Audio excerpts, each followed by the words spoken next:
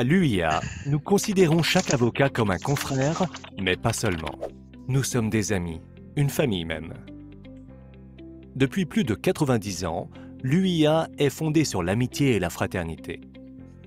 Valeurs essentielles, aujourd'hui partagées par nos membres dans plus de 110 pays. Ouverte à tous les avocats du monde, l'UIA est la seule grande organisation d'avocats multilingues et multiculturels. Nous sommes fiers de cette diversité et de la richesse qu'elle apporte à nos membres. C'est pourquoi nous travaillons en 3 langues, l'anglais, le français et l'espagnol. En vous donnant accès à un réseau mondial de confrères de confiance sur lesquels vous pourrez compter pour un conseil ou un appui en dehors de votre pays, l'UIA donne une dimension internationale à votre pratique. Et concrètement, comment l'UIA soutient-elle ses membres et la profession juridique ? L'UIA propose dans le monde entier des séminaires et colloques reconnus au titre de la formation continue, ainsi qu'un congrès annuel sur les derniers sujets d'actualité. Du droit des affaires à New York, à l'arbitrage international à Dakar, en passant par le management des cabinets d'avocats à Hong Kong. Parce que nous croyons profondément au développement personnel et professionnel permanent, nos formations sont utiles, pertinentes et conviviales. Par ailleurs, les plus de 40 commissions spécialisées de l'UIA vous offrent l'opportunité de développer et partager votre expertise, d'enrichir vos compétences de leadership et donner une envergure internationale à votre parcours. À l'UIA, nous nous engageons pour le respect de l'état de droit et défendons partout dans le monde l'indépendance et la liberté des avocats. Nous agissons principalement par des actions de lobbying et de plaidoyer auprès d'institutions internationales, nationales ou régionales. Enfin, notre statut consultatif spécial auprès des Nations Unies est pour nos membres une voie d'accès privilégiée à l'ONU via des briefings spécifiques organisés tous les 2 ans. L'UIA, rassembler les avocats du monde.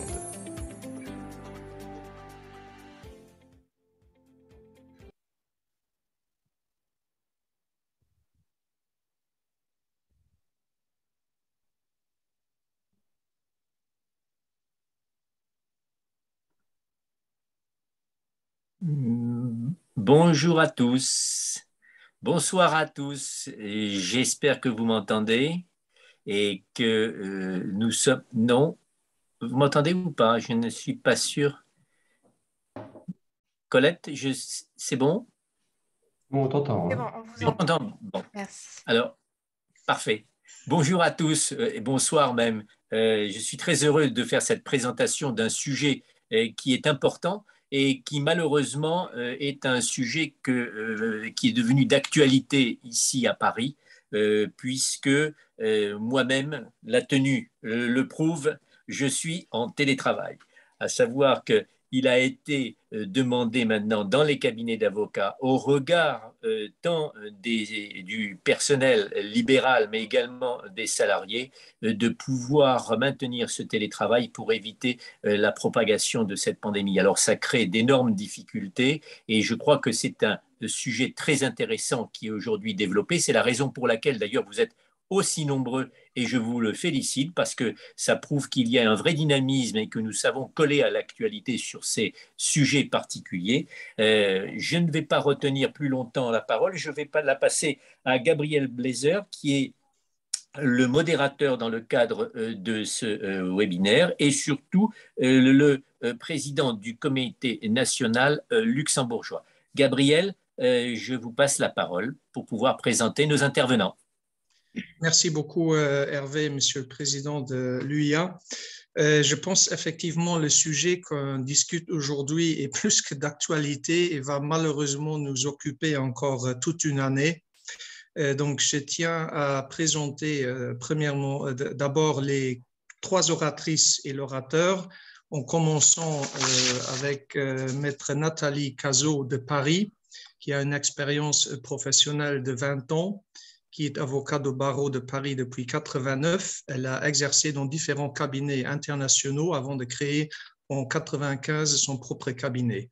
Elle a une expérience significative en droit social, en droit des contrats, en propriété intellectuelle, droit pharmaceutique, et elle conseille une clientèle française et internationale. Maître Cato Arts est installée au cabinet Lydian à Bruxelles où elle est counsel, elle est spécialisée en droit du travail, surtout dans des litiges dans un conseil en matière, dans des litiges transfrontaliers. Elle est membre de l'AIGA, elle est membre de l'UIA et elle est membre aussi du comité éditorial du juriste international, la revue de l'Union internationale des avocats. Maître Sabrina Kemel est avocate associée du cabinet FTMS, un cabinet d'affaires pluridisciplinaire à Paris. Elle est avocate depuis 2020 et elle conseille en droit du travail, elle conseille des entreprises du CAC 40 et des PME et elle est passionnée par les contentieux complexes.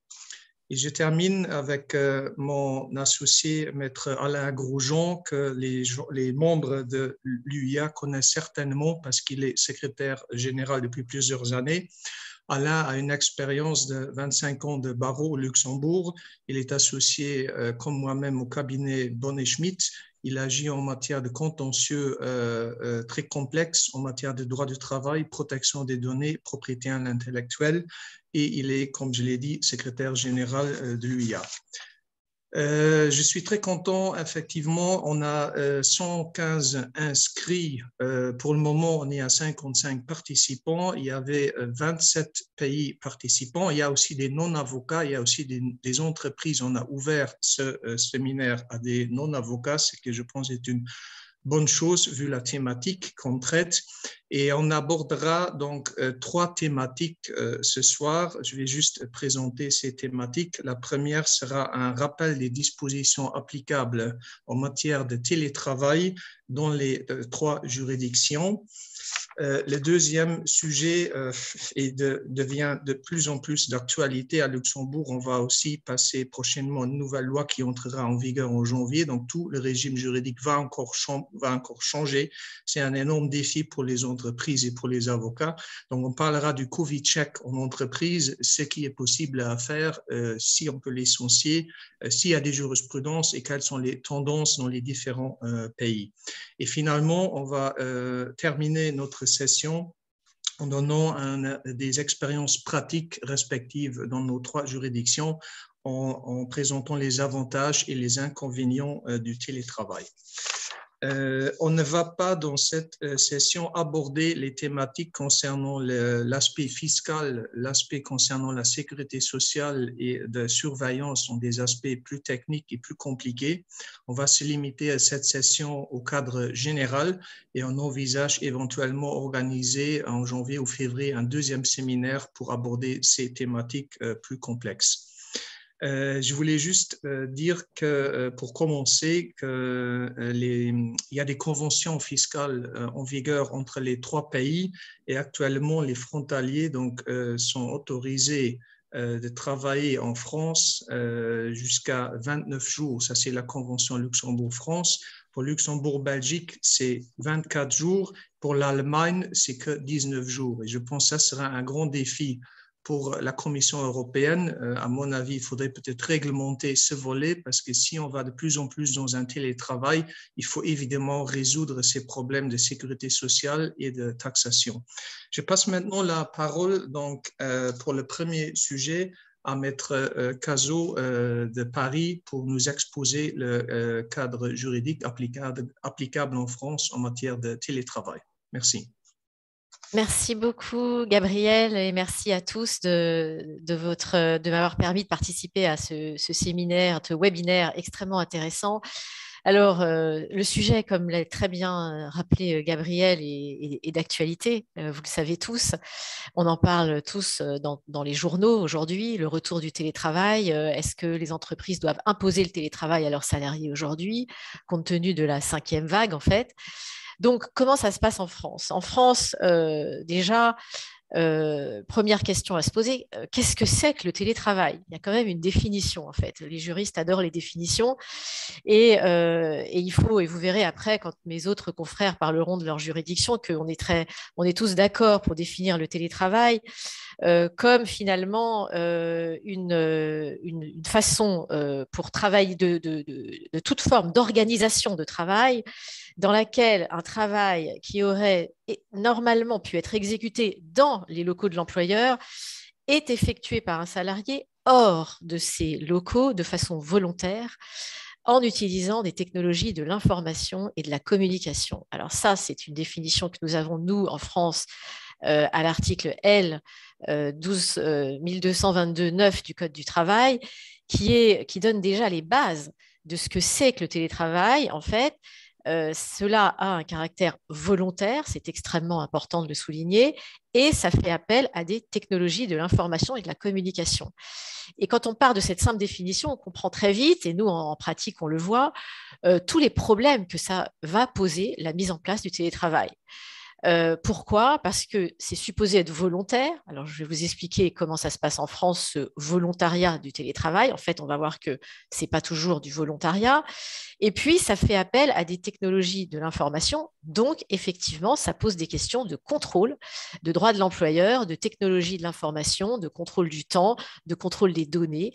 Donc, on comprend que le concept même de télétravail est un concept très complexe, qui va entraîner de très nombreuses questions, RH, management, utilisation des TIC en fait, dans l'entreprise, comment est-ce qu'on va gérer tout ça. Alors, le télétravail en France vise donc des tâches qui auraient pu être exécutées dans les locaux de l'entreprise. Donc, ça veut dire que dans certains métiers, il n'y a pas de télétravail, en fait, ça ne rentre pas dans la définition, et pour lesquels il est nécessaire d'utiliser ce qu'on appelle les technologies de l'information. Donc, comment est-ce que se caractérise en fait le télétravail? Il est effectué hors de l'entreprise, ça c'est très important de le souligner. Il a un caractère volontaire et deux autres aspects très importants aussi, son caractère réversible en France. Ça, on va en parler. Vous verrez que à la fois dans les chartes et dans les accords individuels, il y a toujours cette notion, et on le voit très bien dans la pratique, de réversibilité du télétravail, c'est-à-dire il faut pouvoir avoir une période d'adaptation et le cas échéant en revenir en arrière, et son caractère soit régulier, soit totalement occasionnel. Alors, comment est-ce qu'on met en place un télétravail? Alors là, j'ai envie de vous dire, compte tenu de la complexité de la situation, moi, je pense qu'on peut raisonner sur deux cas.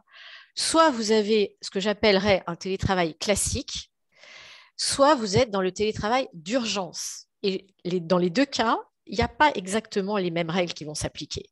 Dans le télétravail classique en France, vous avez l'obligation, le télétravail est mis en place par un accord collectif ou bien à défaut dans le cadre d'une charte. Donc, c'est l'article, toujours L 1222-9 du Code du travail. Donc, soit vous avez un accord collectif qui va être discuté dans l'entreprise par le CSE ou bien une charte. Et là, je fais une remarque, c'est que nous, en tant que praticiens, on a été extrêmement souvent consultés sur la mise en place du télétravail dans les entreprises et on a très souvent tendance à dire à nos clients, écoutez, mettez en place un accord collectif, faites une charte, travaillez ça avec vos outils d'accord collectif. Et très souvent, on s'est heurté à un refus. Les employeurs sont pas très favorables en fait à la mise en place de telles discussions parce que ça leur fait peur, parce qu'ils sont en période de Covid, parce que ça vient tout chambouler et que ça pose des tas de questions. Mais il y a des outils. Et ces outils-là, le Code du travail nous les rappelle, il faut les utiliser. Et si on n'y arrive pas, vous êtes tout à fait évidemment capable de mettre en place le télétravail, cette fois-ci par accord individuel, au cas par cas avec le salarié. L'accord collectif, quand on le discute en France, qu'est-ce qu'il doit contenir?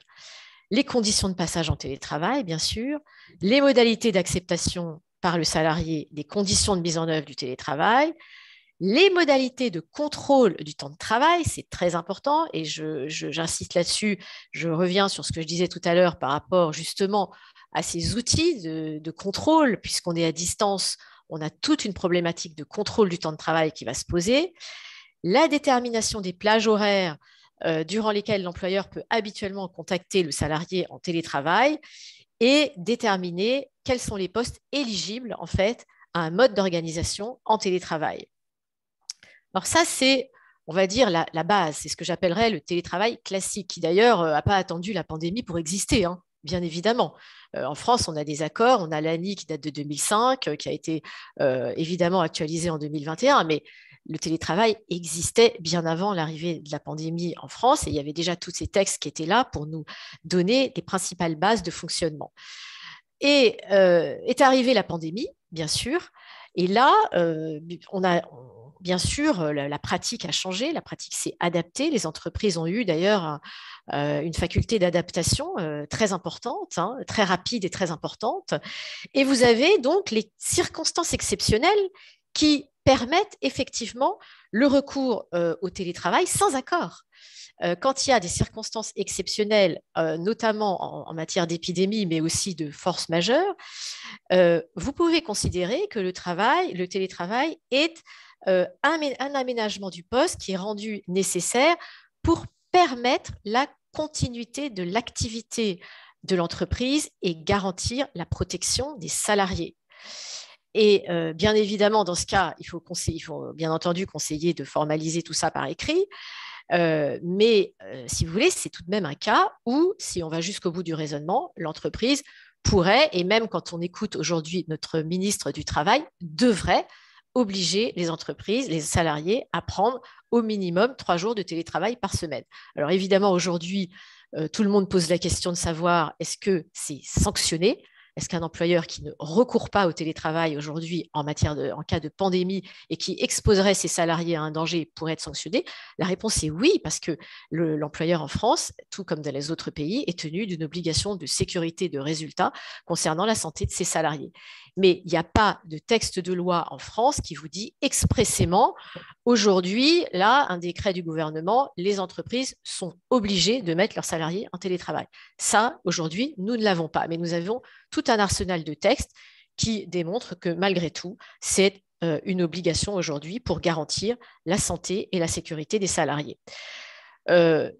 Évidemment, l'idée, c'est toujours de passer par le dialogue social. Comme le télétravail pose des questions de management, de RH, de gestion des salariés à distance, de contrôle du temps, tout ça, ce sont des questions clés dans l'entreprise. Bien évidemment, ça passe par le dialogue social, c'est fondamental.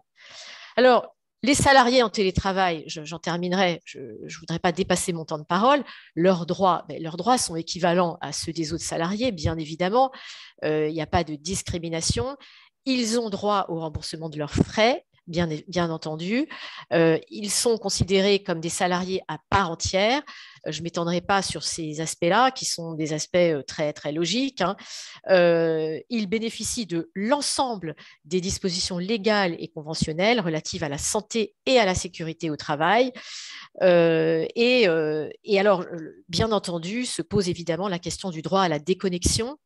Je voudrais citer le fait que le Parlement européen a adopté le 21 janvier 2021 une résolution contenant des recommandations sur le droit à la déconnexion, notamment en matière de télétravail. Donc, voilà les grandes lignes de ce qu'on peut dire sur la mise en place du télétravail en France. Une charte, la consultation, la possibilité d'y avoir recours à titre individuel par avenant dans le contrat de travail, les droits des salariés. Vous verrez que c'est une question qui est tellement complexe, mais on en parlera peut-être en fin de webinaire, qu'il y a certains groupes qui ont négocié des accords de télétravail très intéressants, j'y reviendrai tout à l'heure, notamment le groupe Bayer en octobre dernier, et qui ont prévu des types de télétravail. Et ça, c'est très intéressant parce que ça reprend ce que je vous disais sur les catégories de recours au télétravail. Encore une fois, il y a le télétravail classique de longue durée et puis il y a le télétravail exceptionnel pour faire face à une situation d'exception. Et juridiquement, ça ne fonctionne pas de la même manière. Voilà, donc je répondrai très volontiers à vos questions et je passe la parole à l'intervenant suivant que Gabriel voudra bien nous désigner. Oui, merci beaucoup Nathalie pour cet résumé, parce qu'on pourrait passer toute une journée pour consacrer à toutes les problématiques. Je passe donc la parole à Maître Cato Arts pour voir comment fonctionne le télétravail en Belgique. Merci. Merci Gabriel, je suis ravie d'être ici pour parler de ce sujet très actuel, comme le dit Nathalie déjà. En fait, la définition légale en Belgique est à peu près la même chose qu'en France. Donc, selon la législation belge, le télétravail est une forme de réalisation du travail utilisant les technologies de l'information aussi, bien sûr, dans le cadre d'un contrat de travail, dans laquelle un travail qui aurait également pu être réalisé dans les locaux de l'employeur est effectué hors de ces locaux. En fait, en Belgique, il existe deux formes de télétravail. Il y a le télétravail structurel et le télétravail occasionnel. Et ces deux types de télétravail existaient déjà avant la pandémie.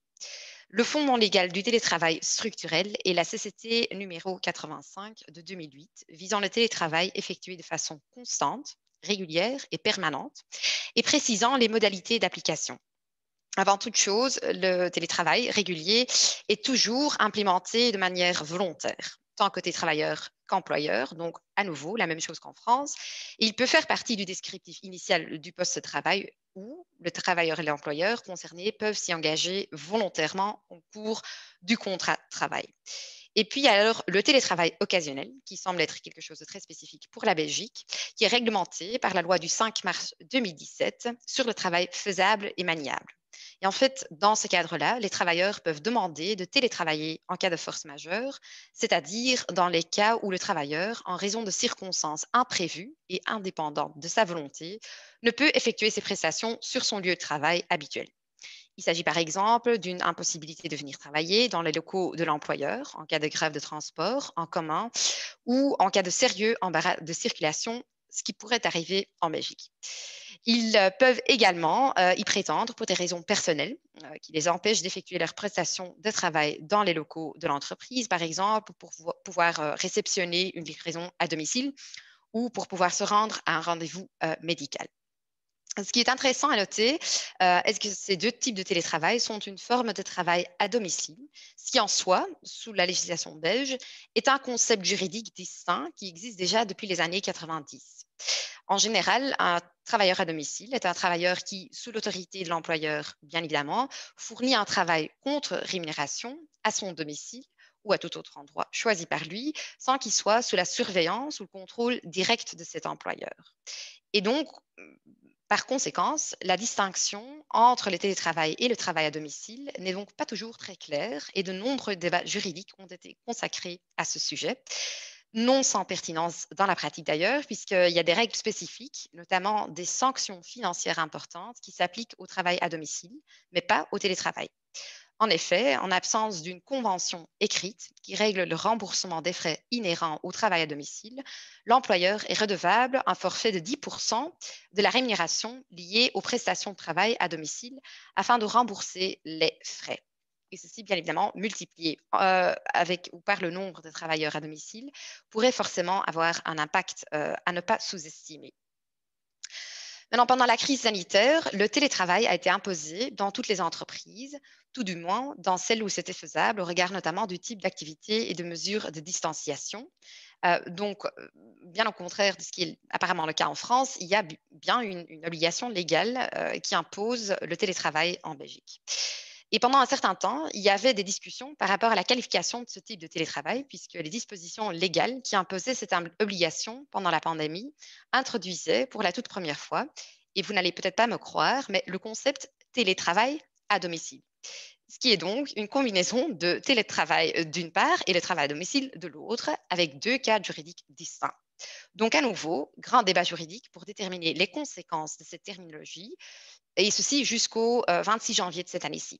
Parce que c'est à ce jour-là que la Convention collective de travail numéro 149 a été adoptée par le Conseil national du travail, qui oblige les entreprises qui n'avaient pas encore élaboré un cadre légal concernant les modalités du télétravail à domicile en date du 1er janvier 2021 à conclure des accords sur le télétravail à domicile et d'offrir ainsi une sécurité juridique à l'ensemble du personnel. C'est dans cette CCT que le télétravail pendant la pandémie a été implicitement reconnu comme télétravail occasionnel. Et donc, les règles en matière de télétravail sont donc aussi d'application pour le télétravail à domicile qui, malheureusement, et vu le nombre d'infections à ce jour en Belgique, est à nouveau rendu obligatoire. En ce qui concerne la charte, en Belgique, une entreprise qui souhaite introduire le télétravail n'a pas besoin d'une politique ou d'une charte. Ce qui est bien requis, par contre, est un accord individuel avec chaque travailleur concerné. Et donc, une convention doit être établie par écrit pour chaque télétravailleur individuellement, au plus tard au moment où le télétravailleur commence l'exécution du télétravail.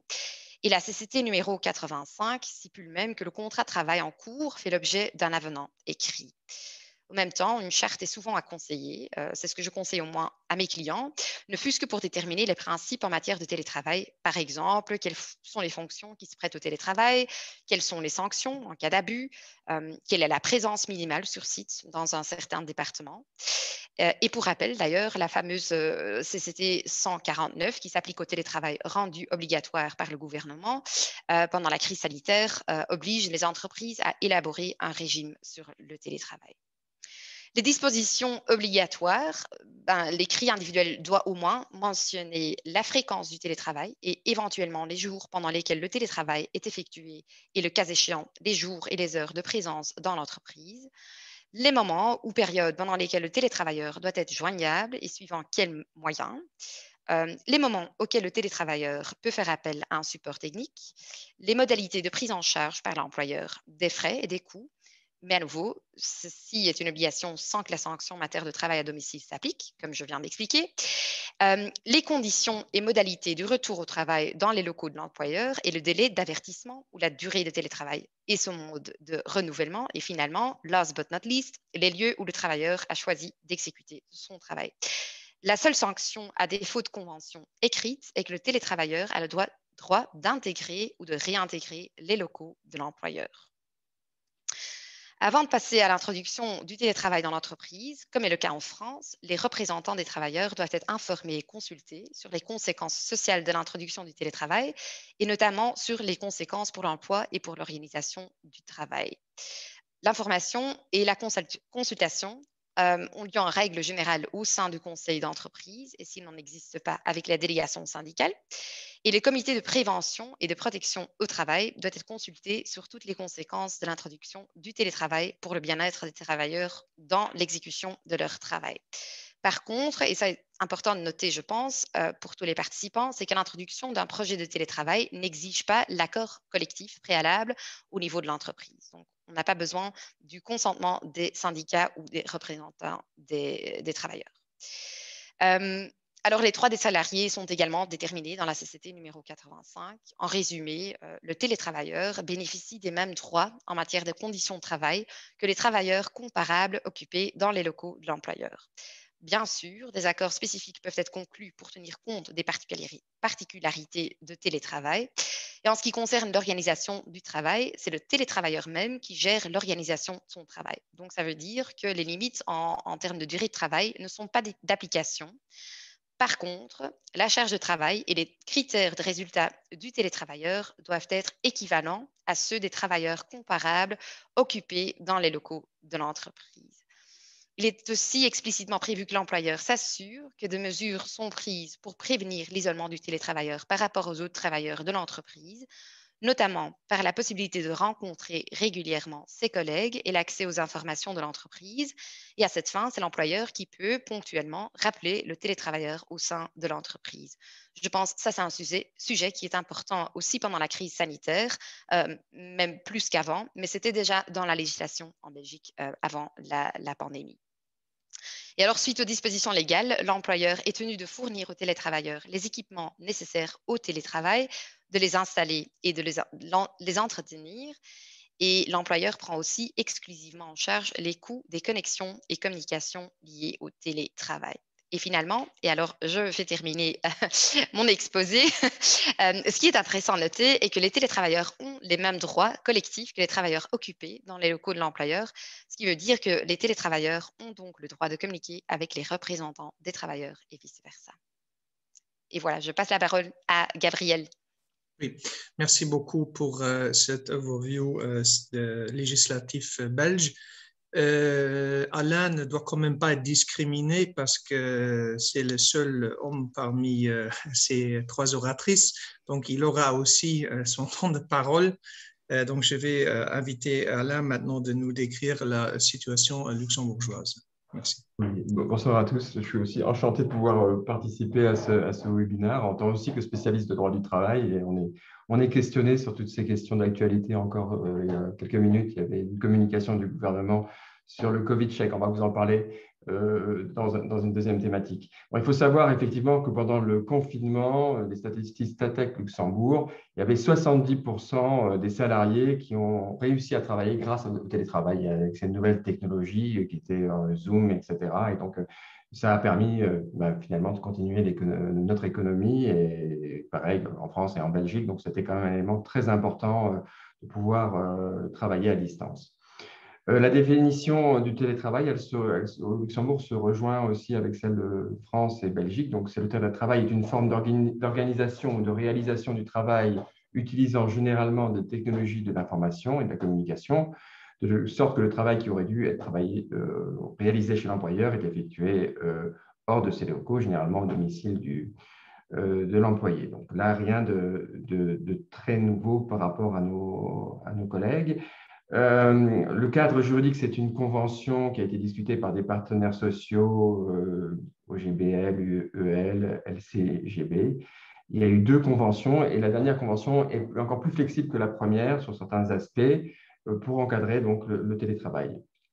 Au Luxembourg, l'employeur ne peut imposer le télétravail. Évidemment, avec le Covid, les choses ont un peu changé, puisque sans vraiment l'imposer, c'était quand même un moyen de réduire les contagions. Donc, effectivement, ça a été vraiment, pendant le confinement, c'était obligatoire. Et puis, même à l'heure actuelle, ça reste quand même dans une alternative, si vous voulez, aux problématiques de remontée du Covid.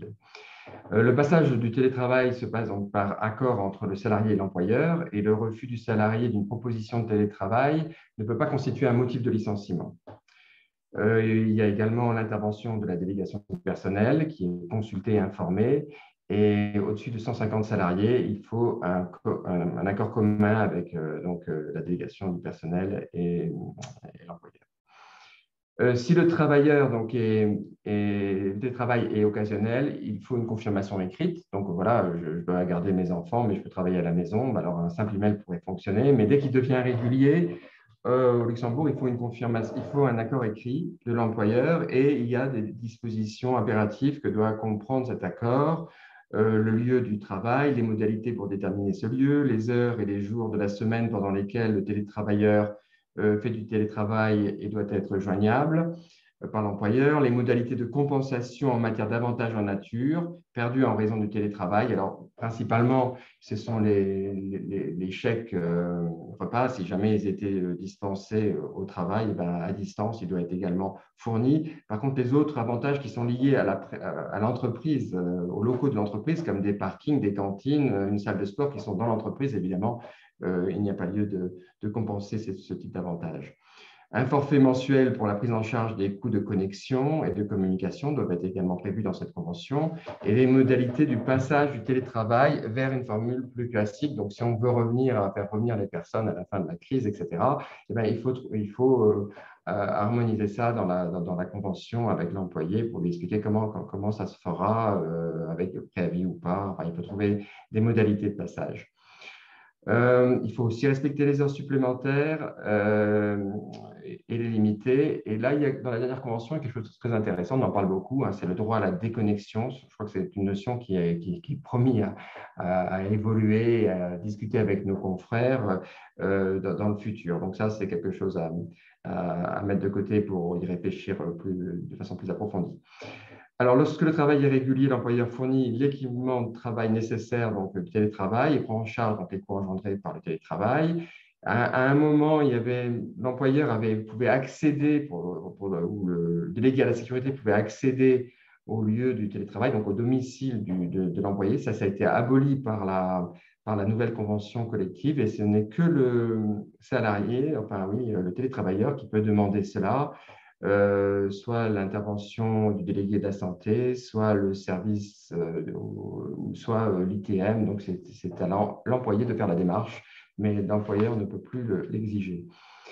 Le télétravailleur applique effectivement les politiques de sécurité et de santé de l'employeur. Il y a une chose très importante, effectivement, il y a l'assurance accident. Cette couverture est incontournable avec les limites et exclusions prévues par l'association d'assurance accident et sa jurisprudence.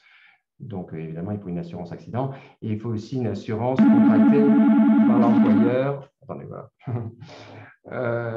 relative donc à la disparition ou voilà, l'endommagement du matériel qui a été mis à sa disposition. Évidemment, la protection de la protection des données est à respecter et l'employeur doit effectivement informer de l'usage d'Internet, d'email à distance, comme il le ferait d'ailleurs en présentiel dans ses locaux. Alors, je ne veux pas m'attarder trop longtemps, mais c'est une spécificité luxembourgeoise pour les télétravailleurs, c'est qu'on a beaucoup de transfrontaliers. Donc, il y a la Belgique, il y a la France, il y a l'Allemagne. En 30 km, vous êtes hors du territoire luxembourgeois. Il y a la population de Luxembourg double dans la journée avec les travailleurs transfrontaliers. Donc, très rapidement, ceux qui travaillent en France, en Belgique ou en Allemagne, il y a des conséquences fiscales, il y a des conséquences de sécurité sociale, c'est-à-dire au bout d'un certain nombre de jours, comme l'a indiqué Gabriel, ça ne sera plus la fiscalité, il y a une retenue à la source qui est faite au Luxembourg, ce ne sera plus la fiscalité luxembourgeoise qui s'appliquera, mais ça sera la fiscalité du pays où réside ou télétravaille, si vous voulez, l'employé. Donc ça pourra être, le cas échéant, la Belgique, l'Allemagne ou la France, selon le lieu de domicile du salarié. Et ça pose des problématiques, c'est qu'il faudra des exemptions fiscales et il faudra que l'employé se déclare dans son pays de résidence. Il y a aussi des conséquences de sécurité sociale, c'est-à-dire qu'à partir de 25%, au-delà de 25% de son temps de travail dans son lieu de résidence, c'est aussi la sécurité sociale qui s'applique et plus la sécurité sociale luxembourgeoise. Donc, c'est des conséquences importante. Et ça, je pense que ça nécessite, comme l'a dit Gabriel, un séminaire bien particulier pour vous expliquer comment mettre tout ça en musique. Et ça, on se fera aider par nos confrères belges et français pour vous expliquer ça plus en détail. Il y a quelque chose de très important aussi comme spécificité, la CSSF, qui est notre institution qui régule, si vous voulez, les services financiers, après, a rendu une circulaire qui est toujours mise en suspens avec le Covid, mais qui est très importante dans les obligations que les banques auront à respecter en matière de télétravail. Mais ces références peuvent être aussi prises, ça peut être pris pour un référentiel pour toutes les sociétés, parce que, in fine, elle protège la protection des données et toute société doit protéger ces données, surtout quand les données sont accessibles à distance dans le pays et, à plus forte raison, à l'étranger. Alors, la CSSF, très schématiquement, indique qu'il faut maintenir une administration centrale et robuste au Luxembourg, c'est-à-dire que les décisions doivent être prises au Luxembourg. Ça peut poser un problème. Effectivement, si on a 150 personnes au Luxembourg, il n'y aura pas ce problème de présence au Luxembourg, mais il y a beaucoup de structures il y a beaucoup moins de salariés. Et si tout le monde fait du télétravail et si tout le monde fait du travail à l'étranger, il n'y a pas la substance. Les décisions ne sont peut-être pas forcément prises au Luxembourg et il peut y avoir un problème de nationalité de la société, de remise en cause de la nationalité de la société luxembourgeoise, avec aussi la loi qui ne devrait plus s'appliquer luxembourgeoise et plein d'autres conséquences juridiques qu'on vous détaillera en temps et en lieu. Et donc, c'est quand même important de prévoir dans une charte les départements qui ne peuvent pas s'outsourcer, qui peuvent pas, on ne peut pas travailler à distance, il faut toujours être à une distance raisonnable pour revenir vite au Luxembourg en cas d'alerte, etc. Il y a toute une politique du télétravail qui doit indiquer, si vous voulez, les activités qui peuvent être faites en télétravail et d'autres qui doivent vraiment rester sur le Luxembourg. Bon, cette législation est suspendue pour l'instant avec le Covid, pour des raisons que vous imaginez bien, mais de façon anticipée, il faut que l'employeur luxembourgeois réfléchisse à ces questions et comment il les met en place.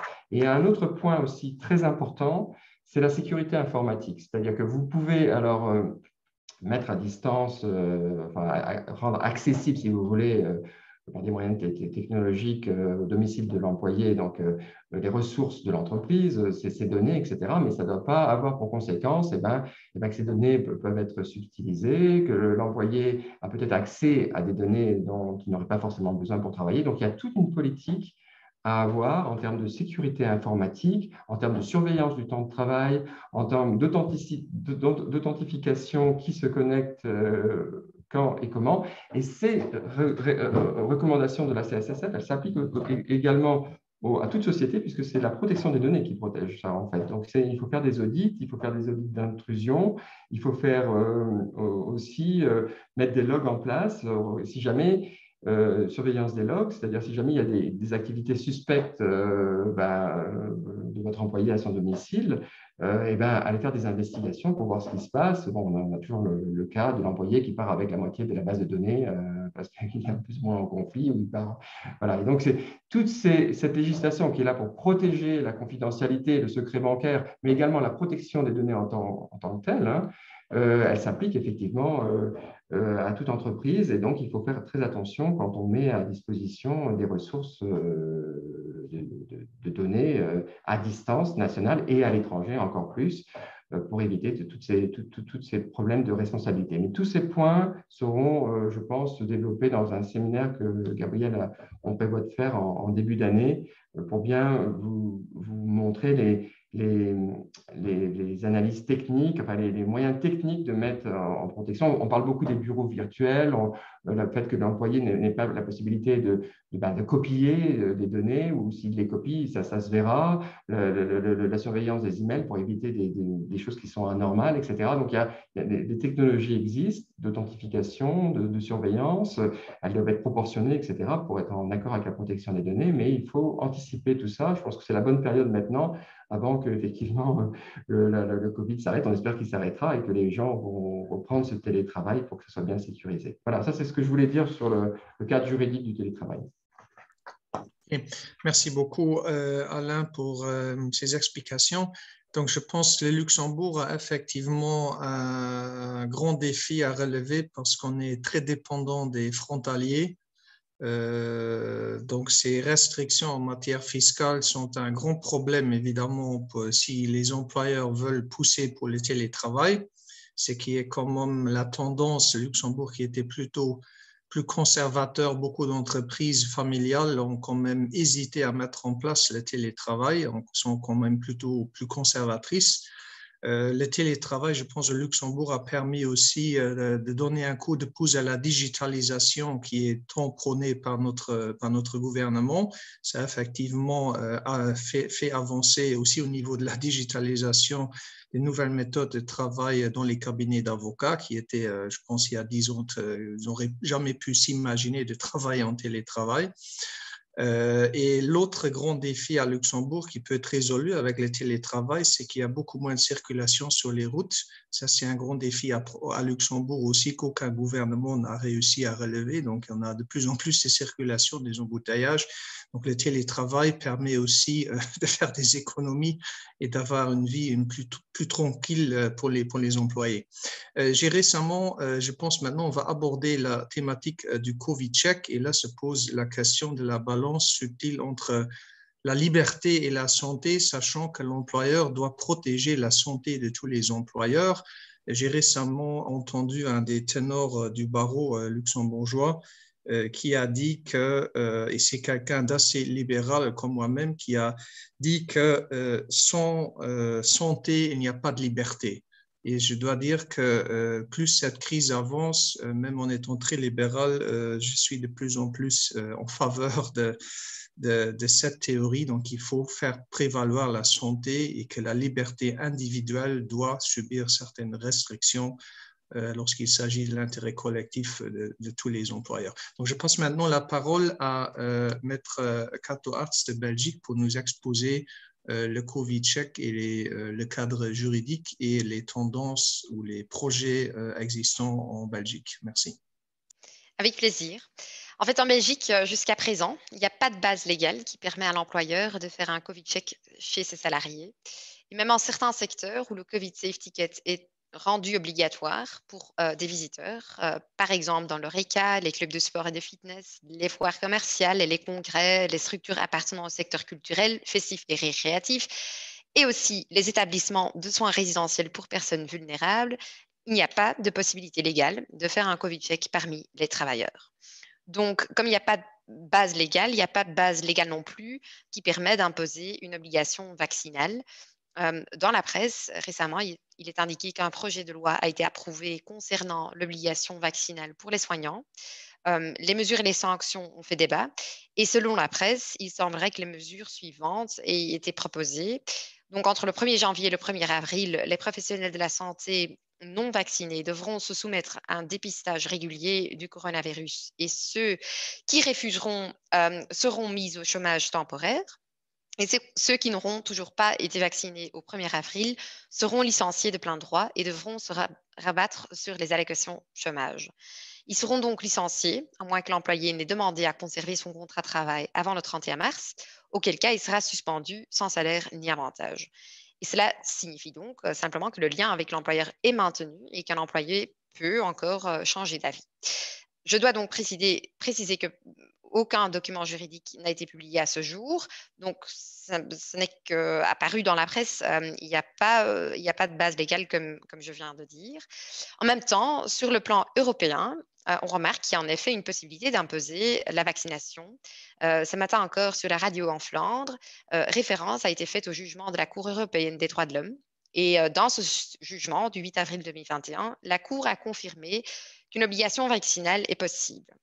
En effet, la Cour a jugé que les mesures dont se plaignaient les requérants dans ce cas-là, vis-à-vis de la République tchèque, sont évaluées dans le contexte du régime national, se situent en effet dans un rapport de proportionnalité raisonnable avec les buts légitimes poursuivis par l'État tchèque à travers l'obligation vaccinale. Dans ce cas, l'objectif de la législation tchèque était la protection contre des maladies susceptibles de faire peser un risque grave sur la santé, c'est-à-dire c'était 9 maladies dont la diphtérie, le tétanos, la coqueluche, l'hépatite B, la rougeole, etc. Et selon la Cour, sont concernées aussi bien les personnes qui reçoivent les vaccins en question que celles qui ne peuvent pas se faire vacciner et qui se trouvent donc dans une situation de vulnérabilité dépendant d'un taux élevé de vaccination qui serait atteint parmi l'ensemble de la population pour être protégée contre les maladies contagieuses en cause. Et donc, selon la Cour, l'objectif qui correspond, cet objectif pour protéger la santé correspond au but que sont la protection de la santé et la protection des droits d'autrui visés à l'article 8 de la Convention européenne des droits de l'homme. Mais comme je disais donc, malgré ce fait et malgré le fait que référence a été faite à cette jurisprudence, dans l'état actuel de la réglementation en Belgique, à défaut d'une base légale, un employeur ne peut donc pas demander si une personne a été vaccinée. Et ça pourrait poser problème. Il y a déjà des voix qui disent que ça doit changer, qu'en effet, on a besoin d'une base légale pareille. Ce qui est possible en ce moment, c'est qu'un employeur peut bien évidemment encourager la vaccination. Et il y a eu même des initiatives légales à cet égard. Le Parlement fédéral a approuvé une loi accordant le droit à un petit chômage aux travailleurs qui se font vacciner contre le coronavirus pendant les heures de travail. Et cette loi est entrée en vigueur le 9 avril 2021. Le droit au petit chômage signifie que le travailleur peut s'absenter du travail sans perte de salaire si, pendant les heures de travail, il est vacciné contre le virus et le travailleur dispose donc de ce droit pendant le temps nécessaire à la vaccination. Comme il n'y a pas de base légale, il n'y a pas non plus une jurisprudence à cet égard. Bien évidemment, les autres mesures de sécurité, comme le port du masque et le maintien d'une distance d'1,5 mètre, doivent être respectées par les salariés. Et sur cet aspect-là, il y a pas mal de jurisprudence qui considèrent en effet que le non-respect de ces mesures peut justifier un licenciement pour motif grave. Par exemple, notre cabinet a par exemple initié une procédure pour reconnaissance d'un motif grave dans le chef d'un travailleur protégé à la demande d'une cliente. Nous avons en effet obtenu gain de cause devant le juge et avons pu licencier le travailleur protégé sans préavis ni indemnité. Le fait d'avoir enlevé le masque et d'avoir approché un collègue d'une manière agressive en plus était sans respect, et ce sans respect des règles en matière de distanciation a été jugé suffisamment grave par le tribunal. En ce qui concerne la protection des données et les recommandations des autorités, de l'Autorité nationale de protection des données, l'avis est que, en ce qui concerne un vaccin, l'employeur ne peut donc pas, comme je le disais déjà, demander le statut vaccinal de son travailleur ni la production d'un COVID Safety Kit. Il n'existe aucune base légale qui l'autorise pour l'instant. L'employeur ne peut pas non plus imposer un test Covid à ses travailleurs sur la base de son autorité patronale. Il n'existe aucune base légale en Belgique le permettant à ce jour. Et dans certaines circonstances, des tests peuvent être effectués par le médecin du travail. Cependant, il faut avoir le consentement libre du travailleur, compte tenu du fait qu'il s'agit d'une donnée liée à sa santé. Et en outre, le résultat ne peut pas être communiqué à l'employeur. En ce qui concerne la température, l'autorité de protection des données estime que l'employeur ne peut pas prendre la température des personnes en vue d'enregistrer par la suite le résultat dans un fichier et non plus peut prendre la température des personnes si les conséquences du résultat pour la personne concernée sont enregistrées par la suite dans un fichier. Prendre la mesure ou la température des personnes à l'aide d'appareils de mesure électroniques perfectionnés tels que des scanners de fièvre, des caméras thermiques ou d'autres systèmes automatisés qui mesurent le niveau de température corporelle ne sont pas permis. En outre, l'autorité de protection des données est d'avis que cette mesure reste partiellement inefficace car d'une part, le COVID ne s'accompagne pas toujours de fièvre et d'autre part, la fièvre n'indique pas toujours la présence de COVID. Ça, c'est en fait le raisonnement. Cependant, malgré la définition extensive du traitement des données à caractère personnel, certains avocats estiment que l'employeur pourrait justifier la prise de température sur la base de la promotion des obligations de bien-être des travailleurs sur le lieu de travail. La prise de température n'est pas sans risque, vu ou tenant compte de la position de l'APD. Mais la protection des données, mais il est donc recommandé de prendre certaines mesures afin d'atténuer les risques. Par exemple, avertir préalablement le travailleur, lui demander de prendre lui-même sa température, respecter au maximum les règles en matière de RGPD. Voilà, donc ça, je pense, est le cadre juridique en Belgique pour l'instant. Pas d'obligation, pas de moyen d'imposer une obligation vaccinale ni de demander si le travailleur a été vacciné ou pas.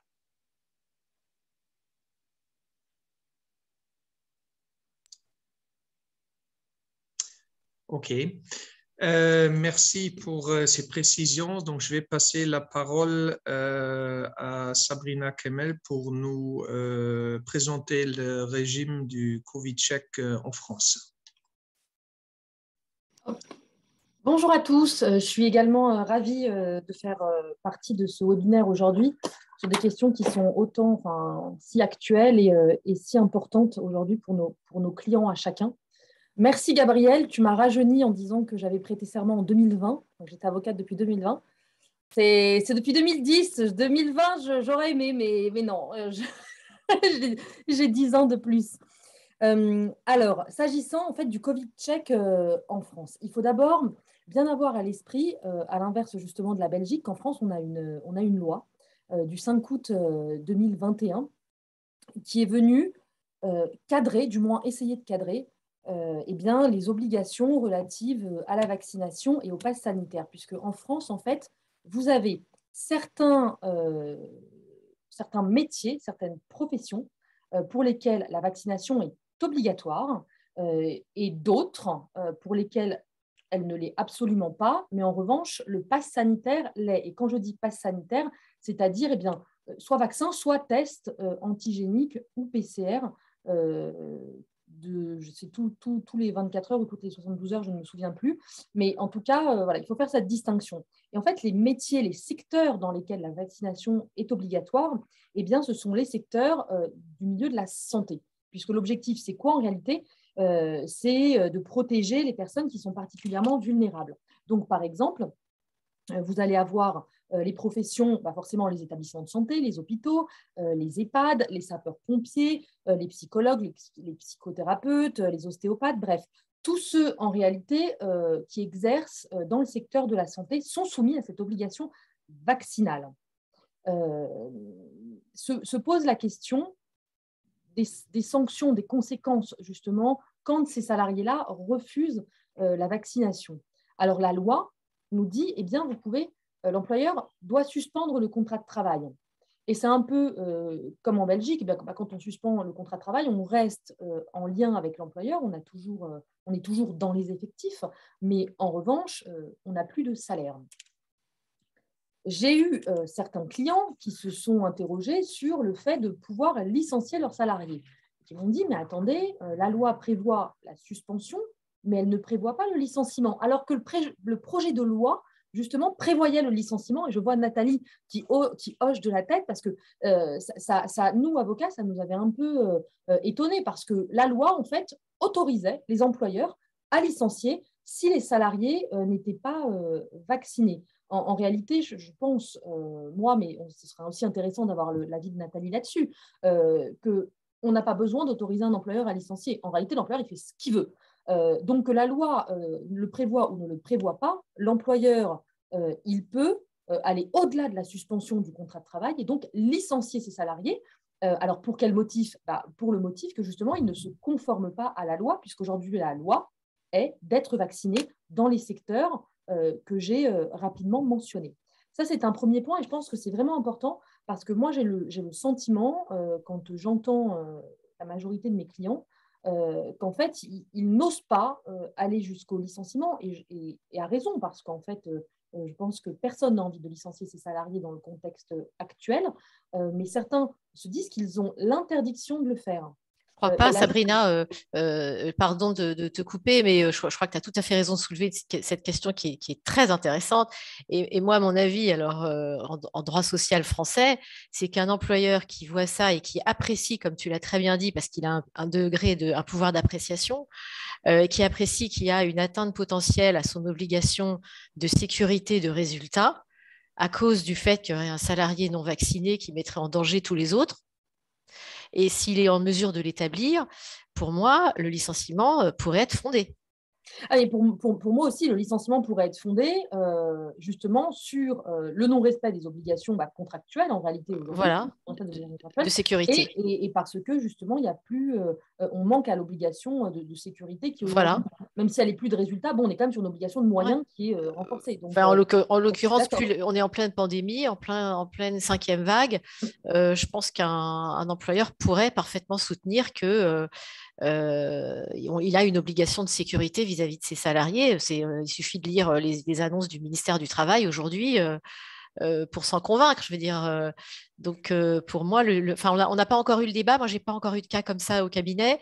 Je suis certaine qu'on en aura des cas de ce type. On verra la jurisprudence. Hein. Mais pour moi, ça tient la route du point de vue du raisonnement, enfin, en tout cas. Je te redonne la parole. Hein. Non, mais c'est intéressant justement de partager sur ces sujets. Et en fait, alors moi, j'ai un cas contentieux au cabinet dont je vais vous parler, mais la jurisprudence, pour le coup, en France, on a déjà eu des conseils de prud'homme et des tribunaux administratifs qui se sont prononcés. Je crois que ce n'est pas encore donc, le cas en Belgique ni au Luxembourg. Mais alors, ce qui est assez étonnant, c'est qu'en fait, les tribunaux administratifs prennent une position différente des conseils de prud'homme en plus. Les conseils de prud'homme, donc on a aujourd'hui 2 conseils de prud'homme qui se sont prononcés, mais il va y en avoir 2 autres prochainement. On a le conseil de prud'homme de Troyes et celui de Saint-Brieuc, en fait, qui ont refusé la suspension du contrat de travail. Pour un motif en fait, que l'on ignore. Ce qu'ils ont fait, c'est qu'ils ont renvoyé la question à la... Enfin, ils ont renvoyé la question à la Cour de cassation. Et donc, on attend en fait un avis de la Cour de cassation pour que les conseils de prud'homme se positionnent. Donc, pour l'instant, du côté prud'homal, en fait, on n'a pas d'avis tranché. On a juste des juges qui nous disent pas le droit de suspendre, attendons qu'on renvoie à la Cour de cassation, on va voir quel est l'avis qu'elle nous donne. Et du côté des juridictions administratives, son de cloche complètement différent, puisqu'on a Grenoble, Versailles, et Lyon et Besançon, donc on en a quand même 4 qui se sont prononcés et qui, eux, eh bien, à l'inverse, ont refusé de transmettre une QPC et ont jugé que la suspension du contrat, eh bien, par exemple, c'était le cas d'une infirmière qui était subie par une infirmière, ne constituait pas une sanction disciplinaire, mais une mesure de sécurité sanitaire. Donc, en fait, là, on admet la suspension du contrat de travail et les 4 l'ont admis. Un autre, celui de Versailles, a indiqué que justement, on ne devait pas transmettre la QPC et que le salarié était en faute en refusant de se soumettre à l'obligation vaccinale. Donc, 2 sons de cloche entre les juridictions civiles et les juridictions administratives. On va demander à nos amis participants des États-Unis, je crois qu'il y en a ce qu'ils en pensent. Ce serait amusant qu'ils nous disent ce qui se passe aux US dans un cas identique. Je referme la parenthèse. Ouais. Donc voilà. Et voilà l'état un peu en France. Et moi, actuellement, j'ai un contentieux aussi parce qu'il y a un salarié justement qui refuse, enfin un plutôt, il y en a plusieurs, mais il y en a un qui a été jusqu'au contentieux parce qu'il refuse de se soumettre à l'obligation vaccinale au motif qu'il ne ferait pas de transport sanitaire de façon, on va dire, habituelle au quotidien dans le cadre de ses fonctions, que ce serait juste une partie résiduelle de ses fonctions et qu'à partir de là, eh bien, il n'a pas à se soumettre à l'obligation vaccinale. Donc là, on attend la décision sur ce point. Et alors, sur le pass sanitaire, donc je l'ai dit au tout début, le pass sanitaire, par exemple, aujourd'hui en France, quand vous allez au restaurant, vous devez montrer votre pass sanitaire et les salariés du restaurant doivent disposer d'un pass sanitaire, donc vaccination ou test Covid ou avoir eu le Covid il y a moins de 6 ou 7 mois. Quand on n'a pas ce pass sanitaire, quand ces salariés-là n'ont pas le pass sanitaire, en réalité, c'est un peu la même chose que ne pas se soumettre à l'obligation vaccinale. C'est-à-dire qu'il va y avoir, les employeurs pourront licencier leurs salariés ou suspendre le contrat de travail. Alors, avant la suspension, on vous dit qu'il faut les recevoir, qu'il faut parler avec eux, etc. etc. Bon, tout ça, ce n'est pas parce que vous ne le faites pas que forcément, derrière, votre licenciement sera privé d'effet. Je veux dire, tant qu'on a suivi la procédure disciplinaire, et encore en France, même lorsque l'on ne suit pas la procédure disciplinaire pour un licenciement, c'est-à-dire lorsqu'on ne convoque pas le salarié en entretien préalable, pour autant, le licenciement peut parfaitement être jugé fondé. On aura juste droit à une indemnité de procédure. Ensuite, alors, il y a un point aussi que je voulais aborder, c'était quelles sanctions pour un employeur qui ne respecterait pas justement le fait de contrôler ses salariés, que ce soit pass sanitaire ou obligation vaccinale, notamment pour le personnel donc soignant. Pour les employeurs, en fait, ils s'exposent à une contravention de 5e classe et puis ils peuvent être punis d'un emprisonnement d'1 an maximal et puis d'une amende de 9 000 €. Alors, il faut, pour en arriver là, qu'en fait, il soit en état de récidive, si je puis dire, puisqu'il faut qu'on ait constaté l'infraction 3 fois. On se dit, oui, on n'ira jamais jusque-là, etc. etc. Moi, je crois que si. Je crois que si. Alors, pas forcément jusqu'à de l'emprisonnement ferme, bien sûr, mais on ira jusqu'à des procédures pénales pour des employeurs qui, en fait, pardon, Gabriel, je me dépêche, pour des employeurs qui ne respecteraient absolument pas leurs obligations et ce, de façon récurrente. Et s'agissant des employeurs, à l'inverse, qui réclament le pass sanitaire alors qu'ils n'ont pas le droit de le faire, et j'ai eu le cas, et bien là, c'est 45 000 € d'amende et 1 an d'emprisonnement. Et croyez-moi, il y a des employeurs, et des employeurs des grandes entreprises qui ont pourtant une armada de juristes autour d'eux, qui vont réclamer le pass sanitaire alors qu'ils n'ont pas le droit de le faire. Et les élus, même les représentants du personnel, vont donner leur accord là-dessus. Bon, voilà, il y a un risque pénal qui est très fort. Et je pense que sur ce point, il ne faut pas rigoler. Voilà, Gabriel, je rends la parole à qui de droit. Okay. Merci beaucoup, Sabrina. Et encore désolé pour le lapsus. Tu as évidemment plus qu'un an d'expérience de barreau, bien évidemment. Je viens de voir juste une question. Quelqu'un a posé la question pourquoi les juristes soutiennent la politique gouvernementale qui en fait impose la vaccination. Premièrement, face à cette question, j'aimerais préciser qu'il n'y a pas tous les juristes qui sont en faveur d'un vaccin obligatoire, mais je pense que c'est la question importante qui se pose, quelle valeur doit prédominer, quelle valeur est supérieure, la santé, notre santé ou la liberté. Et comme je vous l'ai dit, moi je suis un libéral convaincu, un très libéral en toutes les matières, mais même en étant très libéral, je tends quand même plutôt à protéger la santé de tout le monde que mon intérêt personnel. Juste pour la petite histoire, j'étais au début aussi contre le vaccin et je ne voulais pas le faire moi-même parce que je me suis dit je suis en bonne santé et je vais pas en mourir si je vais attraper ce virus. Et finalement, je ne l'ai pas fait pour moi-même, je l'ai fait pour les autres personnes, pour protéger les gens avec lesquels je vis, pour protéger les gens au cabinet. Donc, je ne l'ai pas fait dans mon intérêt personnel, je l'ai fait dans l'intérêt de tout le monde. Donc ça, c'est juste mon avis strictement personnel et je ne pense pas qu'on puisse dire que tous les juristes soutiennent les politiques gouvernementales. Je passe maintenant la parole à Alain qui a un challenge maintenant parce qu'on avait encore prévu une troisième thématique qui va être un peu raccourcie si on veut encore avoir un peu de temps pour des questions-réponses. Alain, à toi la parole. Alors, en ce qui concerne le Luxembourg, on a mis, et c'est assez récent, un régime volontaire, c'est-à-dire que l'employeur est libre ou pas d'instituer dans son entreprise un régime de Covid-check dans le but de protéger la sécurité et la santé des salariés. Donc, c'est purement volontaire. Il peut le décider donc de façon ponctuelle. Il peut mettre, c'est-à-dire juste à la cantine, par exemple, ou dans certains espaces événementiels, etc., ou à l'intérieur de toute son entreprise. Donc, c'est vraiment quelque chose qui est volontaire. Et je crois qu'a priori, il y a assez peu d'entreprises qui se sont lancées dans ce Covid check de façon assez systématique. Alors, il y a une récente réforme. Et ça, je vais vous en parler. Donc, le régime va être profondément modifié, mais pour l'état du droit actuel, donc il a le droit de mettre il a la possibilité de le faire, il n'est pas obligé de le faire.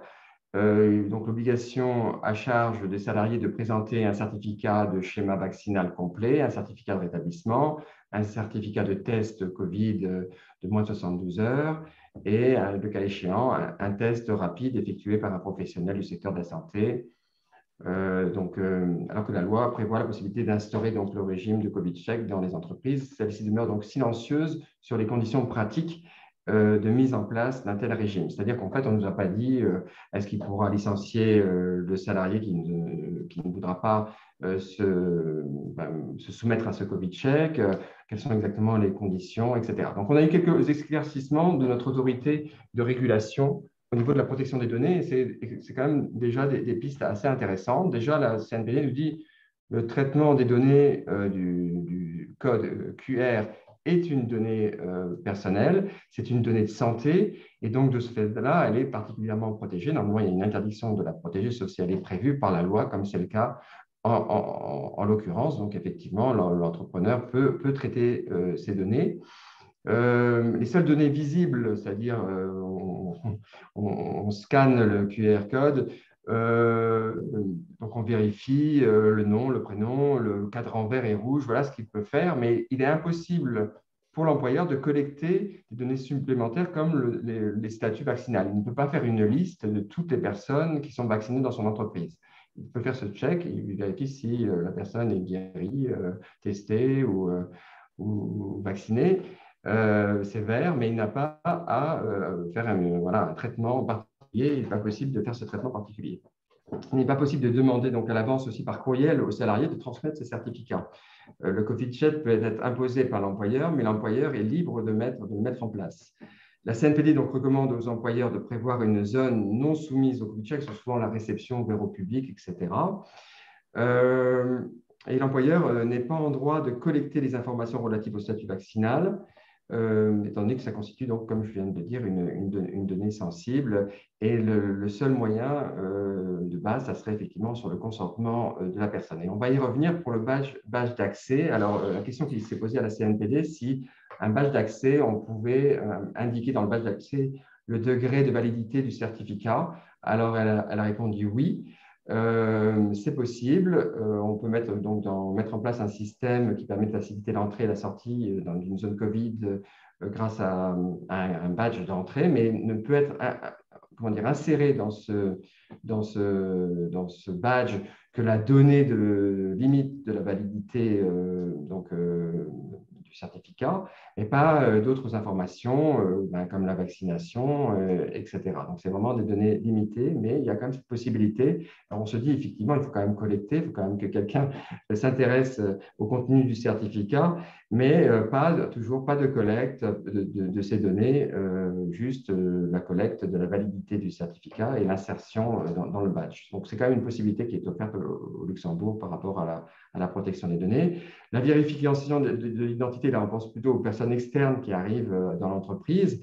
La CNPD estime qu'on ne peut pas demander la carte d'identité, mais un autre moyen d'identification, comme une badge professionnelle ou un autre moyen d'identité, mais pas la carte d'identité. Et pour la vérification de l'authenticité du certificat, l'employeur peut effectivement vérifier l'authenticité du certificat, mais la vérification doit se faire par un nombre limité de personnes soumises au devoir de confidentialité et qui ne dévoileront pas donc, effectivement ce qu'elles auront pu constater et toujours pas avoir un fichier sur les personnes vaccinées. Alors, les choses sont en train un peu d'évoluer parce qu'on s'est aperçu qu'avec évidemment la nouvelle crise sanitaire, qu'il fallait peut-être passer à un degré supérieur. Alors, au lieu de prévoir ce régime volontaire, maintenant, le régime du Covid-check va devenir obligatoire au Luxembourg, selon la règle des 3G, à partir du 15 janvier 2022. Donc, l'employeur sera obligé de mettre un système de Covid-check pour vérifier si les personnes sont vaccinées, guéries ou testées. Et cette personne pourra ainsi accéder à l'entreprise. Alors, se pose effectivement la question, quid si effectivement la personne ne se soumet pas à ces obligations. La loi qui n'est pas encore parue, mais donc pour l'instant, ce sont les communications gouvernementales dont on dispose. La personne ne pourra pas être licenciée. Pour les personnes dont il faudrait certainement privilégier pour le télétravail dans ces cas-là, c'est-à-dire lui dire, bon, vous ne voulez pas vous soumettre à ces différents tests, retournez chez vous, mais on va vous mettre en télétravail. Mais quand le télétravail n'est pas possible, parce qu'il y a toute une série de professions où le télétravail n'est pas possible, hein, on pense aux infirmiers, on pense aux cuisiniers, il faut leur présence matérielle sur place, et bien dans ces cas-là, ils devront prendre du congé. Si l'employeur refuse ce congé, ils devront prendre un congé sans solde, c'est-à-dire ne pas être payés. Donc, on voit bien que quand même, le fait de ne pas payer risque quand même de motiver la plupart des salariés à se vacciner. Donc, le Luxembourg a fait le choix de ne pas imposer, si vous voulez, la vaccination obligatoire, même dans le domaine hospitalier, mais par contre, d'inciter fortement, si vous voulez, au risque d'être finalement pénalisé financièrement, les personnes à se vacciner. Sinon, évidemment, il risque d'avoir des répercussions financières. Donc ça, c'est une réforme, on n'a pas encore les textes, mais qui est annoncée et qui devrait avoir lieu donc, à la mi-janvier de l'année prochaine. Alors, pour faciliter donc l'entrée du télétravail, uniquement sur une base volontaire et avec un accord préalable, l'employeur, cette fois-ci, pourra créer une liste avec les salariés, les fonctionnaires vaccinés et guéris. Vous voyez, la loi précédente, elle était muette là-dessus. Donc, les règles de la CNPD vous disent, comme il n'y a pas de règles écrites, vous ne pouvez pas le faire. Le Luxembourg introduit ça, et c'est ce qui devrait se passer aussi en France et en Belgique, le cas échéant. Si vous voulez collecter des données de personnes vaccinées, il faut que ça apparaisse dans la loi, et ça sera effectivement le cas maintenant dans la prochaine bouture de la loi luxembourgeoise. Et par contre, les tests PCR resteront à charge des travailleurs, toujours pour les inciter à se vacciner, sauf si le dernier commence son schéma vaccinal et devront se faire donc hors du temps de travail. C'est-à-dire, il sera remboursé, évidemment, s'il commence à se vacciner, et les vaccinations doivent se faire hors du temps de travail. Donc, et puis, juste pour la petite histoire, aussi, il y a, pour encore inciter les personnes à se vacciner, il y a la règle des 2G, c'est-à-dire vacciner et rétabli. Donc là, on ne parle plus de tests. Et là, c'est-à-dire que les gens ne pourront plus accéder à tout ce qui est événementiel, restaurants, cinéma, théâtre, s'ils ne sont pas vaccinés ou rétablis. Donc ça, c'est encore pour forcer, si vous voulez, les personnes à se vacciner, les plus récalcitrants. Donc on voit, si vous voulez, il n'y a pas d'obligation vaccinale. Le Luxembourg a fait ça, mais avec une forte incitation maintenant au niveau du travail parce qu'ils vont avoir des répercussions. Ça ne réglera peut-être pas la question des personnes âgées, parce qu'il y a aussi beaucoup de personnes âgées qui refusent de se vacciner au Luxembourg, mais en tous les cas, on voit de plus en plus, le taux de vaccination est en train de remonter, donc ce n'est peut-être pas la plus mauvaise des décisions. Enfin, on verra par la suite ce qui se passera. Okay. Merci Alain pour ces explications. Je vois qu'il y a quand même plusieurs questions. Ce serait dommage de ne pas pouvoir y répondre dans le délai imparti. Donc, je propose maintenant de passer très rapidement à la troisième thématique, c'est-à-dire des expériences pratiques ou les tendances dans les différents pays concernant les avantages et les inconvénients du télétravail. Donc, je prierai chacun de vous limiter vraiment à 2 minutes maximum d'intervention. Et je commencerai avec Maître Sabrina Kemmel, oui, pour la France. Oui. Alors, s'agissant des avantages et des inconvénients du télétravail, très rapidement, moi, je pense que l'un des avantages majeurs du télétravail, ça a été de permettre en fait aux salariés de rétablir, quand ce n'était pas le cas, l'équilibre vie privée professionnelle. Je crois vraiment. Alors, si au début, en fait, au début de la crise, on a vu l'effet inverse, justement, des salariés qui ont travaillé énormément, qui travaillaient très tard le soir, justement pour montrer en fait qu'ils étaient toujours productifs, etc., etc. Aujourd'hui, je trouve que les salariés, justement, ont appris à travailler à distance parce que ça s'apprend quand même. On leur a donné les moyens aussi de travailler à distance et qu'ils ont justement pu retrouver cet équilibre vie privée, vie professionnelle qui est assez important. Les inconvénients que je vois là, c'est qu'en fait, les managers, moi je trouve que les managers n'ont pas été formés pour manager à distance. Et c'est très compliqué de manager à distance, ce qui fait que certains managers, en fait, ont eu des comportements qui se sont apparentés, qui ont confiné au harcèlement, alors qu'ils n'étaient pas du tout harceleurs, entre guillemets, sur le lieu de travail, mais qui, à distance, voulant contrôler et avoir leur équipe sous la main, se sont mis, par exemple, à placer des réunions toutes les heures, à essayer de contrôler qui est là quand pour s'assurer que les gens ne soient pas devant la télé, qui est le premier mot de télétravail, mais plutôt de travail. Parce que dans les mentalités, dans certaines mentalités encore, le télétravail, en fait, quand on n'est pas là et qu'on est en télétravail, en fait, c'est qu'on ne travaille pas. Donc ça, c'est dommage. Mais on a évolué. Et c'est l'un des avantages aussi de cette crise, puisqu'il faut quand même y voir certains avantages, je crois. Voilà. J'étais rapide, Gabriel. Oui, très rapide. Donc, je passe la parole maintenant à Maître Kato Hatz pour la Belgique. Oui, avec plaisir, aussi très court. Je suis tout à fait d'accord avec Sabrina qu'en fait, les points positifs, c'est surtout le meilleur rapport vie privée et travail pour beaucoup de travailleurs, beaucoup de salariés, mais en même temps, en effet, le plus grand challenge pour moi, c'est la santé mentale et je pense des éléments comme le droit à la déconnexion seront de plus en plus importants. Et ce que de mon côté est remarquable, c'est que j'ai lu une étude qui dit qu'en fait, ce qui l'intéresse aux travailleurs, c'est plutôt d'avoir l'autonomie plus que la flexibilité. Parce que c'est vrai qu'avec le télétravail, il y a plus de flexibilité, mais c'est surtout l'autonomie qui intéresse les travailleurs pour être heureux dans leur vie professionnelle. Donc, je pense que ça sont des challenges pour le futur. Et bien sûr, étant juriste, je pense que l'aspect juridique ne peut pas être sous-estimé par les entreprises. Je conseille souvent aux clients d'avoir quand même quelque part une politique, une charte pour le télétravail et aussi réfléchir bien à l'avenir. Est-ce qu'on va le permettre dans l'avenir? Peut-être une combinaison. Je pense qu'il y a beaucoup d'entreprises qui considèrent que la forme hybride est la meilleure, mais il faut bien réfléchir quelles sont les conséquences en matière de droit de travail, la fiscalité aussi et la sécurité sociale. Mais on en parlera dans le webinaire suivant alors. Merci beaucoup, Maître Cazot. Est-ce que vous avez d'autres Oui, mais déjà, merci beaucoup parce que je pense que je m'associe complètement à ce qui vient d'être dit. Peut-être que je rajouterais 2 idées. La première, c'est qu'en fait, on parle du télétravail aujourd'hui comme une question d'actualité. Je pense que ça révèle aussi une modification profonde du contrat de travail en France et dans les autres pays. En fait, le contrat de travail d'aujourd'hui a complètement changé. On ne parle plus du tout du même contrat. Et tous les praticiens du droit du travail le voient.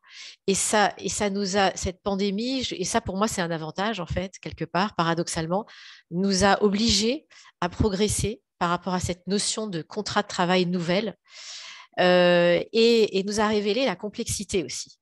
Et la complexité, elle se traduit par exemple, et j'en aurais terminé, par cet accord dont j'ai parlé en début d'entretien, de Bayer, groupe pharmaceutique allemand, qui a conclu un accord que je vous invite vraiment à aller voir, Pourquoi je vous invite à aller le voir? Parce qu'à lui seul, il vous démontre la diversité et la complexité des situations. Il a quand même prévu 5 formules différentes de télétravail au sein du groupe. Et dans ces 5 formules, on voit au travers de ces 5 formules, tout simplement des modalités d'organisation du travail. Ça va beaucoup plus loin que le télétravail. Et pourtant, c'est un accord de télétravail. Donc voilà, je crois qu'on est en train de quelque part de révolutionner le contrat de travail. Voilà. Sans parler du télétravail international, on n'en a pas parlé, mais ça aussi, c'est très complexe. Ça sera l'objet, je pense, d'un autre webinaire. Oui, je pense qu'il faudrait effectivement réformer les codes de travail pour prévoir cette nouvelle forme complètement. Exactement, que nous, au cabinet, on a vu énormément. Beaucoup de clients qui nous ont demandé comment gérer des salariés qui travaillent à l'international en télétravail. Oui. Alain, encore 2 minutes. Moi, je ne vais pas répéter ce qu'ont dit mes collègues de façon très pertinente, que je partage tout à fait leurs conclusions. Nous, on a pu constater effectivement clairement que c'était possible, hein, même dans nos cabinets d'avocats, de toute façon, on pouvait passer par le télétravail et l'idée de se dire que quelqu'un à la maison ne travaille pas, c'est pas vrai, parce que avec les Zooms, on peut ou se téléphoner ou faire des Zooms régulièrement, même avec les Zooms, on peut même commenter et travailler sur des documents, ce qu'on ne pouvait pas faire dans le passé, hein. Travailler en direct comme ça. Tout ça, ça s'est fait de façon très naturelle avec ces nouvelles technologies. Donc, la peur de se dire que le collaborateur ou que le salarié ne travaille pas de la même façon chez lui qu'au travail, enfin de façon moins efficiente, ça, c'est peut-être mieux, d'ailleurs, dans certains cas, c'est le cas. Après, il y a quand même un aspect assez négatif, c'est que peut-être pour des jeunes, parce qu'en fait, c'est souvent en parlant avec leurs confrères qui se forment, hein, l'entreprise, c'est ça, et puis sentir aussi le mood, je dirais, l'état d'esprit des gens avec qui ils travaillent. Ça, c'est difficile à distance, replié sur lui-même. Et moi, je connais pas mal de jeunes salariés qui me disent qu'eux, ils ne se sentaient pas intégrés dans l'entreprise parce qu'ils étaient trop éloignés pendant cette période et qu'ils venaient de rentrer dans l'entreprise. Donc, il y a quand même cette problématique qu'a suscité effectivement cette période un peu brutale qu'a été le confinement. Bon, pour moi, je pense qu'on va vraiment vers cette nouvelle façon de travailler qui va se répandre de façon particulière. Seulement, ça semble évident qu'il faut faire très attention quand on se lance là-dedans par une politique, justement en mettant une véritable politique, comme on l'a fait pour la protection des données, comme on l'a fait pour l'anti-blanchiment, etc. Il faut mettre une vraie politique, une vraie charte politique du télétravail et regarder tous les éléments importants, notamment, comme je l'ai dit, la sécurité informatique, etc. Donc, c'est quelque chose qui se travaille un peu en amont. C'est certainement le moment de le faire maintenant, pendant qu'on est en crise sanitaire et que pour l'instant, les règles ne sont pas encore tout à fait d'application. Mais après, elles vont revenir, les règles sociales, les règles fiscales, les règles… et donc, il faudra certainement avoir de bons outils et réfléchir en amont. Voilà, ça, c'est ma conclusion pour le télétravail. Donc, on a exactement encore 8 minutes. Je vois qu'on a plusieurs questions. Il y a plusieurs personnes qui demandent si cet accord avec Bayer est disponible publiquement. Donc, c'est une question à mettre à jour. Oui, il est publié. Ouais. Moi, j'y ai accès par Liaison Sociale, qui l'a résumé. Mais il est publié. Hein. Ça devrait… Voilà. OK. Et il y a une autre question, je dois dire, je ne comprends pas très bien, quelqu'un a posé la question, qu'en est-il des travailleurs indépendants au Luxembourg? Je dois avouer, je ne sais pas, je ne comprends pas très bien la question maintenant pour le Covid-check, pour le télétravail. Il faudrait peut-être préciser davantage la question. Après, il y a une autre question. Dans le cadre d'une entreprise luxembourgeoise qui n'a pas de délégation du personnel, si on était obligé de nommer une personne chargée pour contrôler ces Covid-checks à partir de mi-janvier 2022. Je dois dire qu'on ne connaît pas encore maintenant la nouvelle loi luxembourgeoise qui va sortir très prochainement. Je ne pense pas, à moins qu'Alain, on a une boule de cristal. On n'est pas, je pense que si on fait un coup… Ouais. Mais ce n'est pas forcément la délégation. Hein, il faut mettre quelqu'un à l'entrée qui fera ce Covid check. Hein. On parle Non, pas mais ici, forcément la question est si on n'a pas de délégation de personnel. Justement. Évidemment, si on met en place, il faut que quelqu'un le vérifie. Donc, oui, non, mais c'est évident. Mais même quand on a une délégation, on n'est pas obligé de mettre les délégués pour faire cette tâche. Hein. Donc, c'est souvent certainement à la réception. Comme on aura une liste, je pense aussi ça va être un peu simplifié parce que concrètement, si cette liste est mise en place au Luxembourg, concrètement, eh ben, très vite, on saura qui est vacciné ou pas parce que c'est assez simple si on peut la collecter. Jusqu'à présent, ce n'était pas possible, mais si on peut la collecter. Alors, la seule chose que dit la CNPD, si la personne refuse de collecter ou de ne pas son consentement, alors à ce moment-là, il faut lui permettre un Covid check. Donc, il faudra qu'une réception soit, qu'on installe le système de Covid check à la réception et que la personne qui ne veut pas donner ces informations, parce que ce n'est pas exclu, puisse se faire tester avec son QR code. Et donc, elle passera. Voilà, c'est ça. Mais ça, ce n'est pas forcément la délégation du personnel. La délégation, elle doit être informée, elle doit être consultée, mais elle n'est pas forcément celle qui met en place le Covid check. Voilà. Et donc, on a précisé la question pour le Luxembourg à nouveau concernant le Covid check. Dans quelle mesure les travailleurs indépendants seraient-ils soumis? Ça, c'est une mesure, à mon avis, d'ordre public. Hein. Ça va être… Bon, là, c'était en entreprise. Je ne pense pas que ça change grand-chose puisqu'on parle de la sécurité, de la santé des personnes. Donc, forcément, ce n'est pas parce que tu n'es pas en relation… C'est des collaborateurs, c'est-à-dire qu'ils ne sont pas sous contrat de travail, mais ils rentrent dans l'entreprise. Donc, à mon avis, salariés et non salariés qui rentrent dans un espace qui sera couvert par le Covid check devront se soumettre au Covid check. Ça me semble évident. Est-ce qu'il y a, je pense qu'on a à peu près répondu à… il y avait encore une autre question que j'avoue, je n'ai pas très bien comprise aussi. Y a-t-il des problèmes à propos d'assurance professionnelle aux circonstances où les employés ne sont pas surveillés par les propriétaires? J'avoue ne pas très bien comprendre la question. Je crois comprendre. Tu sais, c'est vrai qu'il y a parfois des assurances qui ne marchent pas, mais c'est souvent quand l'employé fait un délit intentionnel. Hein. Ça, je pense que c'est surtout ça. S'il est assuré pour les risques accidentels, même là, il faut qu'il s'assure que son assurance couvre quand, les incidents, les accidents qui vont avoir lieu à distance, peut-être à l'étranger. Donc, ça, c'est quelque chose à voir avec son assurance. Et puis, pour les incidents, etc.